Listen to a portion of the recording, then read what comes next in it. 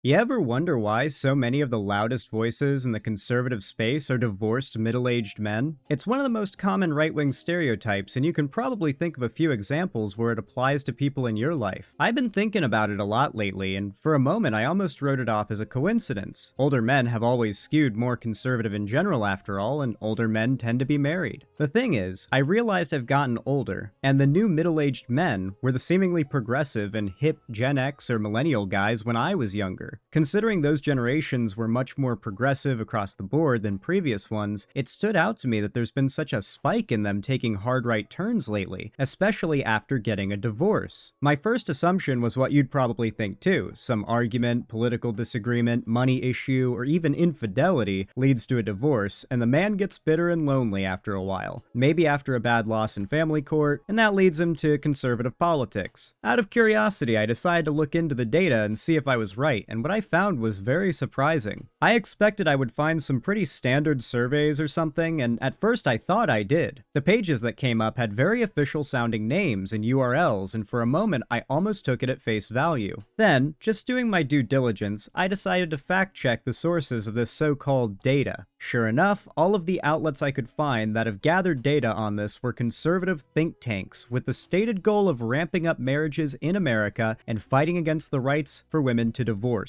Probably the best example of these think tanks I found, and almost fell for, would be the Institute for Family Studies. I read through their data and methodology, but it just seemed too skewed and the source too sketchy to trust. Unless I'm missing something, the political leanings for men before and after divorce is just not the kind of thing anyone has taken the time to collect data on yet. So with nothing concrete to go off of, we have no choice but to look at the prominent examples. However, it is worth noting that these conservative orgs like Divorced Men for Trump and the Institute for Family Studies' desire to end divorce rights for women would suggest that divorce is a pretty uniquely big problem for conservative men. Once you think about it, that makes sense. In fact, I wish I knew this when I made my MAGA Men Can't Find Dates video a few days ago, because this just serves as another piece of proof that conservative politics don't just repel women you don't know, but push the ones you do have in your life away over time. When I started to look at the issue that way, it put things into a whole new light, but I know you clicked this video because of the guys in the thumbnail, so I'll give the people what they want. Let's analyze the politics of some high-profile, middle-aged men who've gotten very outspoken about politics lately through this new lens of understanding. Let's start with everyone's favorite Swedish game developer, Notch. Yep, the guy who made Minecraft. Believe it or not, Notch was married in the early days of Minecraft development, and the username EZ was just as famous as his name was back then. She's even credited with creating a lot of Minecraft's original iconic art style. One could even argue Minecraft started as a couple's project between the two of them in a way. However, around 2012, Minecraft would see a massive blow up in success. Notch and EZ would see their wealth skyrocket, and while you might assume all would be better than ever, it was the year their marriage would end. I want to cover this tastefully, so I'll keep to what Notch himself has said in public interviews, such as with the Rolling Stone. That said, Notch claims he never got to have the life he imagined to be normal growing up because he was so focused on programming. When the money and fame came along, he had a hard time balancing his new life with his family life. While the divorce was handled very maturely and almost completely in private, you could tell Notch had changed if you were in the Minecraft community back then. He was no longer as excited about Minecraft as he used to be. He started to look less shy in public and more bored. It wasn't because of what you might expect either. EZ and Notch had a prenup, so his ex didn't take any of his money, but what he offered her to help support them and their child after their separation. I feel like for him, the passion was just gone for Minecraft without it being a family project like it used to be. That's why it shouldn't surprise you that he made bank selling Mojang to Microsoft in 2014. Only 2 years later, and at the peak of his Twittering as it was called back then, being more bitter than ever. He would end up buying an LA mega mansion that I think we can all agree would be quite lonely to be there all alone, so he threw parties at first, a lot of them, but eventually he realized, or came to believe, that everyone in his life was only around for his money. As such, he became quite reclusive and is rarely seen in public or in the spotlight at all these days. It's sad how even with all the money in the world, he isn't living the normal life he wanted, as far as we know at least. Of course, in this time, Notch's politics would end up going viral, from rants about white people being replaced, to claiming we need straight Pride Month and that transgender people are delusional. He'd swallowed every red pill he could find. Impressively, he did it on old pre-Elon Twitter as well. I think it's safe to say that at least for a little while, while there, Notch fell down the divorced dad to neo-Nazi pipeline. But then again, wouldn't you go a bit crazy too if you saw your indie creation get so butchered by Microsoft? It was such a contrast to how he was in 2010 to 2011, insisting that all mobs in Minecraft, including Steve, are genderless and asexual, to ranting about pronouns in all caps on Twitter from his LA mega mansion. It seems unlikely he was very right-leaning before his divorce, so in this case you might argue his divorce literally made him right-wing. Then again, I'd argue it was more so the depression that came with it than the divorce itself that sent him spiraling. Next, I want to talk about everyone's favorite trillionaire, Elon Musk. Now, this guy isn't that different of a story from Notch, though there are some big differences we should look at too. For starters, Elon Musk has had 2.5 marriages himself. If you're wondering what I mean by half, he and his second wife, Tallulah Riley, got married once in 2010 and divorced just 2 years later, only to remarry for 3 more years in 2013. All the while, Elon is known to have at least 14 children so far with at least 4 women, all of whom are not currently on the best of terms with him. Though I admit I'm taking a shot in the dark here because some of them, such as Grimes, switch up on how they feel about Musk on any given day. It's kind of crazy that all of the Elon stuff is kind of new to me, actually. I only found out about his weird desire to populate the earth with his bloodline after he started glazing Trump, but all of this was happening since I was a baby. He's been saying and believing these things for a long time. I still remember when everyone thought of Elon as the real-life Iron Man. Hell, I remember when he met Iron Man. I was watching live when his company SpaceX managed to land a rocket booster for the first time ever, and even thought he might actually contribute to the Thai cave rescue. Though what Elon said about one of the guys who actually did rescue those kids never sat right with me, even back then. The things he says and does now put that Thai cave diver fiasco to shame. Now he's the world's richest man, by a lot, and he has his hand in the pocket of the president, got gifted his own government agency with the power to mass fire federal employees, did that, and now continues to run Twitter into the ground as he forces Nazi posts onto our feeds. I think it's safe to say that Elon's divorces and sexual escapades are clearly more a product of his politics and personality than vice versa. No guy with normal politics or views on women shares his weird obsession with impregnating as many women as possible before he dies. The next person I want to discuss is none other than Kanye West. To be honest, I wouldn't call myself a fan, but some of his music over the years has been good in my book. For some people though, Kanye was a legend and a hero. No doubt it extended beyond his music and into his personality, and dare I even call it activism. Kanye always had a big ego and no shame, so moments like the George Bush doesn't care about black people clip didn't make him look bad. Him saying it made his point seem more valid. Seriously, go watch that clip again in full when you get the chance. It's no wonder why so many fans of Kanye still hold out hope for him when they've seen him at his best. Alas, Kanye is a complicated guy with complicated mental health struggles. If we take him at his word, which, to his credit, he has remained consistent on this issue, he's always had bipolar disorder, but was diagnosed after a bad episode in 2016. If you've ever known someone with BPD as bad as Kanye has it, you might be aware of the self-destructive loop that can become a habit during manic highs and lows. That matches up pretty well with the way he's behaved on social media and in the public eye in the past. He also claimed he has autism, which I don't put much stake in having anything to do with his politics or broader behavior. And in 2026, when he made an apology, he said he had a head injury that gave him brain damage. To be honest, I believe him. I've known people with the exact issues Kanye claims to have, and he was acting exactly like they do sometimes. So while I don't want to sound offensive, I think it's safe to say that Kanye is a more vulnerable person than any of the others I'm talking about in this video. With that in mind, we'll take that into account when looking at his marriages, divorces, and his politics. Kanye married Kim Kardashian in 2014, and since then, they've had 4 kids together. Far more interesting is their divorce and the aftermath. It was Kim who filed it in 2021, and in the aftermath, she would experience prolonged harassment from Kanye about their relationship and their kids. This is around the time when I became aware of Kanye's situation, and when he would change his name legally to be known as Ye. It took about a year for Kanye to find a new wife, but all the while, his manic episodes were making him say things he would never have said before. Oddly, he got very right-wing. It started with running for office as a joke, then endorsing Trump, to then endorsing Hitler. But what's the difference, am I right? He would even go on Alex Jones to outdo the big man himself with his insane ramblings about the Jews. After a big collab with Nick Fuentes at Mar-a-Lago, Ye went quiet for a little while, but behind the scenes he would marry a designer at his company Yeezy named Bianca, and they've been together since. According to both of them, they've had some bumps in their relationship, especially when Ye's manic episodes hit, but honestly, looking at his recent behavior and his apology, he does actually seem to be in a better place now, and his mental state does seem like it was the cause of his behavior, not an excuse. It's also worth noting that Nick Fuentes took Ye's apology to the Jewish community really badly, which is hilarious. In fact, most of the far-right influencer community has denounced him now, so we can only hope he'll buck the stereotype of the divorced dad turned neo-Nazi and keep his nose clean. Finally, I want to give a dishonorable mention to Chibi Reviews. He got cheated on by his wife, lost all of his friends, came out as a lolicon, and saw his career shatter. Now he panders to racists on Twitter for scraps of validation while everyone makes fun of him. In conclusion, it seems that what I assumed initially, that divorce is pushing men to the right somehow, might be true, and the sheer amount of examples is staggering. I didn't see any divorced men for Kamala think tanks, after all. Well, I hope you guys liked that video essay. You guys really seemed to enjoy the last one, so be sure to beat the crap out of the like button to let me know I should keep making these prepared videos if you want more of them. It also really helps the channel, and only 10% of my viewers tend to hit the thumbs up button. Also consider requesting broad topics for me to cover in future videos like this down in the comments.